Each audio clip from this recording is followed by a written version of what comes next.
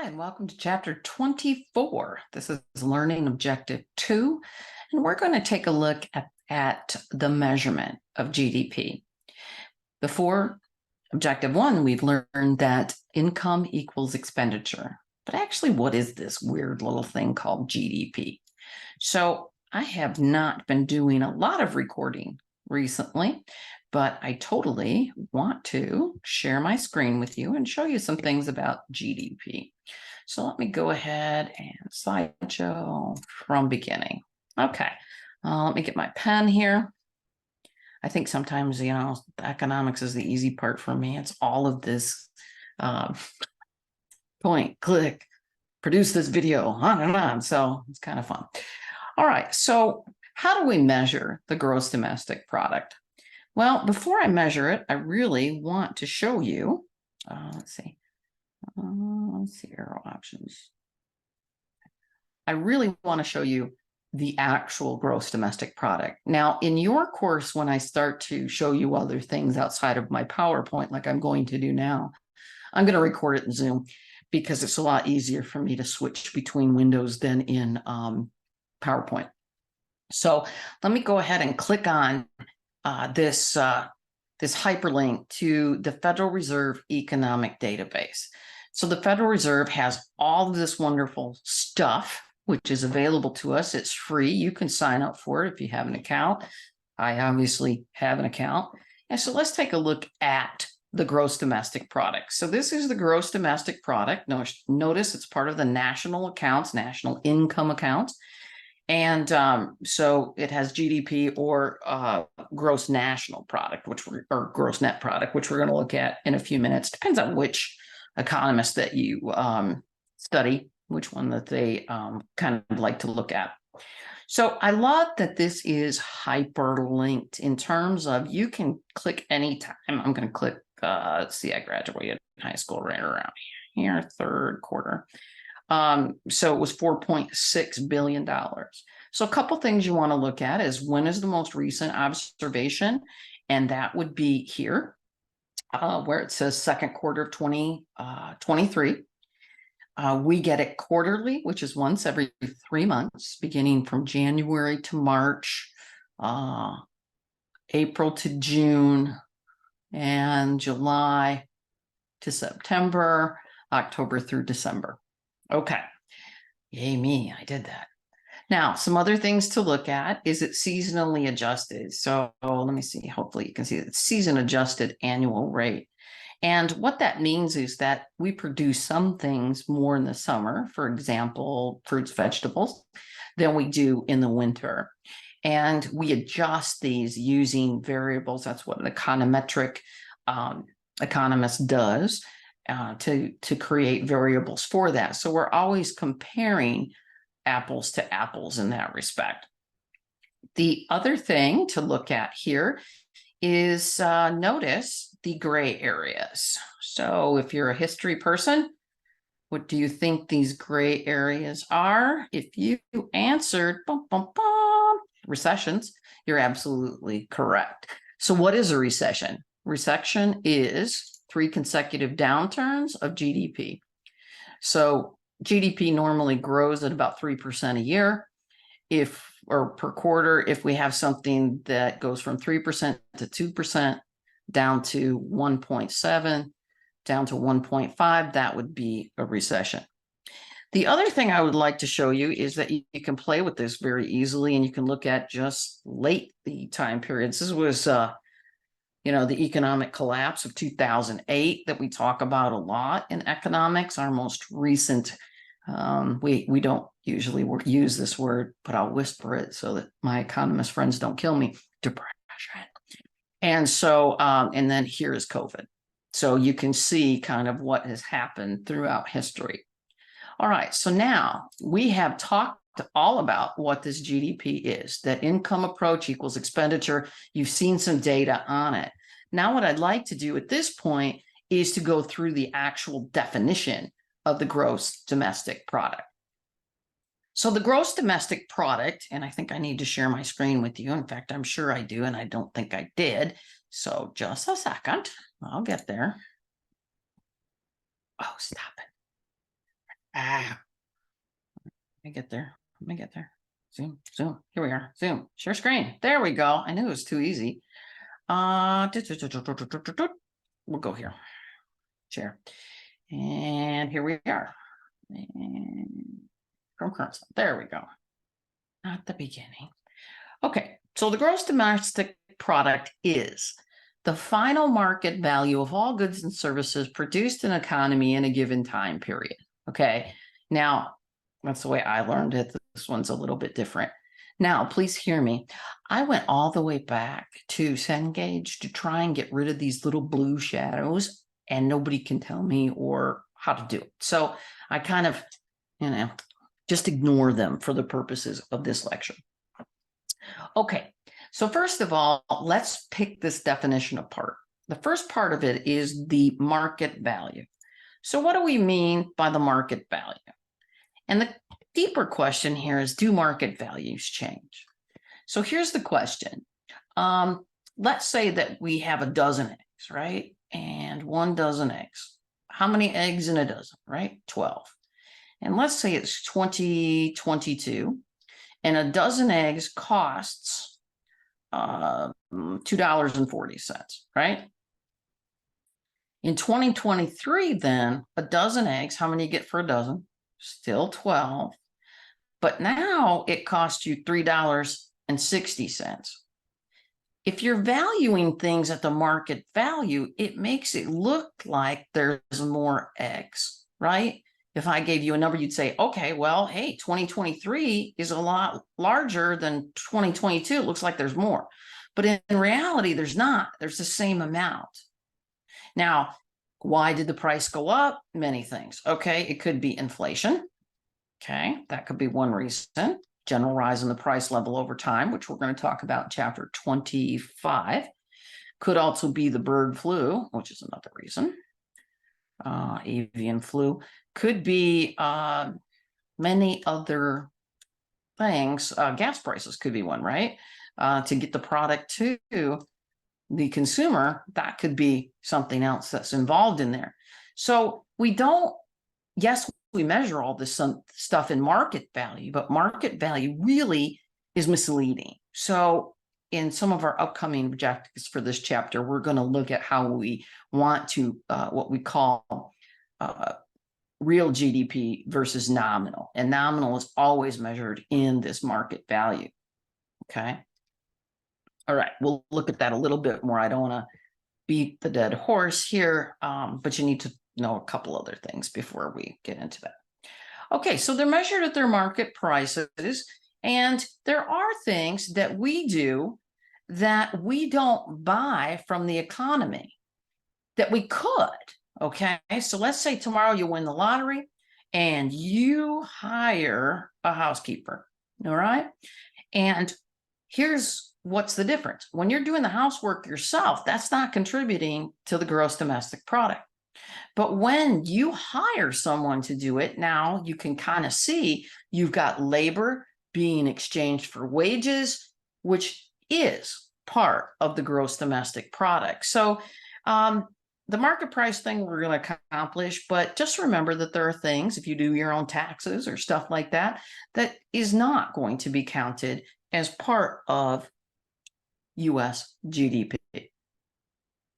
We also measure it as final goods and services. So let's think about a traditional marketing channel. And for brevity, I'm just going to put in like 3 actors. So let's say we have producer to wholesaler,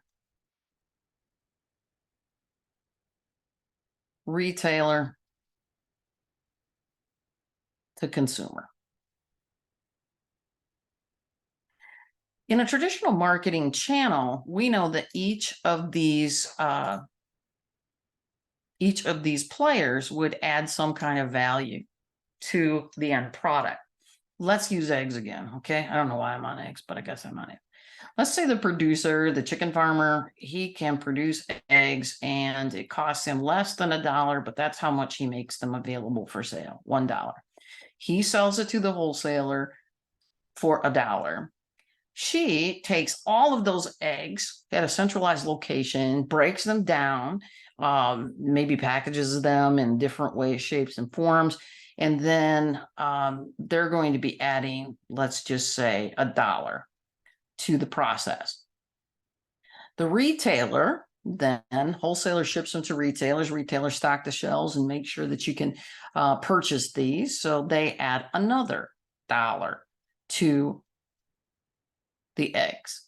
So the consumer, you and I, when we go to buy our eggs, right, then we're going to pay the $3, basically the $1 plus the $1 plus the $1 for the eggs. So what's included in GDP is just the $3. It's not $3, $4, $5, $6, because you can see that the $3 price here, we're the end user. Sometimes it's a customer, sometimes it's a business, sometimes it's the government is the end user. But we're only going to include this $3. Okay, we don't include intermediate goods. Okay, so only final goods are going to be included. We're going to look at some of these interesting nuances in our next objective. Oh, goody, someone's calling me too. All right, so goods and services. I'm sure it's probably spam. So we value both goods and services. What's the difference between a good and service? Give you a second there. Okay, so goods are consumed, services are experienced, right? Goods are consumed, services are experienced, but we include both in US GDP. I always like to ask my students, can you think of 100% goods-based business with no service component whatsoever? And a lot of people say, well, yeah, a vending machine. Somebody has to stock it. Somebody has to collect the money, right?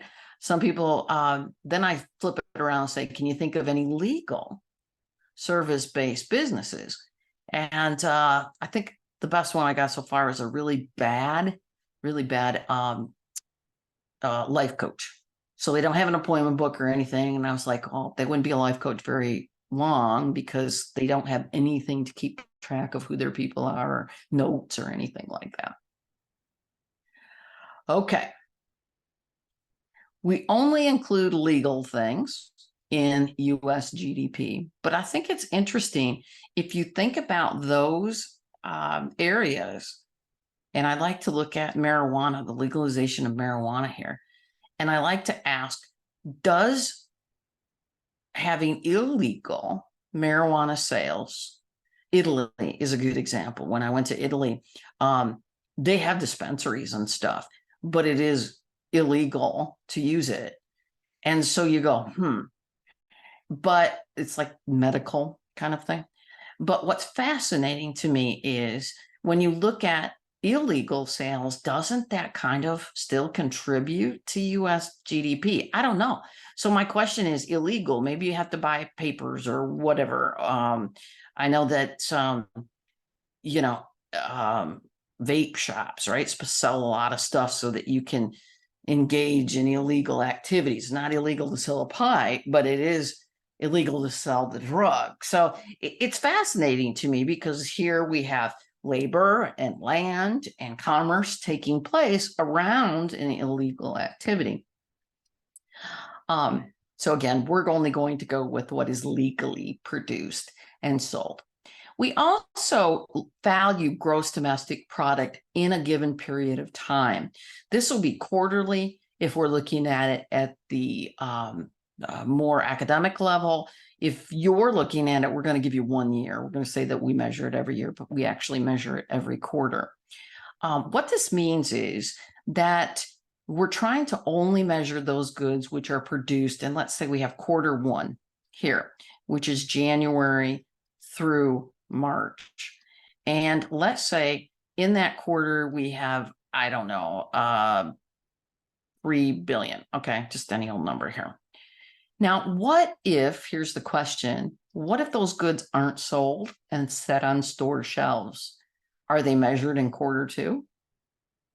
And that's where this definition, which looks really easy, becomes kind of nuanced. And we're going to talk about those in the next objective when we start talking about the components of GDP. And you'll see that it's not as cut and dried as what this definition likes to say that it is. Okay. Again, in a given time period, also within a country, right? Within a country. So here's the deal. If something is produced in another country and it is imported here and sold in the US, then it's not considered part of our gross domestic product. So if you have something produced in Italy, okay, and they're in the Eurozone, and so it is produced in Italy, it's coming here into the US and being sold here. If the problem takes time to tell you that a product is from a certain country, you can pretty much guess it's going to be an import from that country. We're going to see again, we talk about the components of GDP, how that's treated in terms of imports and also exports. For this purpose of the definition, just kind of think of the US, and I would draw it, but you're going to laugh horribly. So like, there's like a rough thing of the US. Okay.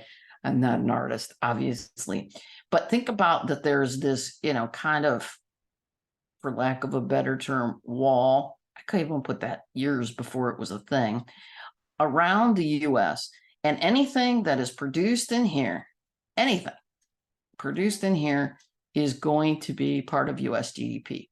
If you're a Canadian citizen and you are living in, Mexico, or not Mexico, living in Texas down here, and you produce something, it's part of US GDP. So we're going to look at that a little bit more because, again, I think the definition makes it sound really simple and cut and dried when in fact it's not. Okay, let's look at a challenge question. Nala pays James $50 to mow her lawn. What happens with the gross domestic product? Okay, well, James is, right, doing what? Selling his labor to Nala, right? Nala's buying that, paying wages. So from our first objective, we've got labor, we've got wages. To me, that's going to be included in US GDP, right? And GDP is going to be increasing by $50. Okay. Will your answer change if Nala and James get married?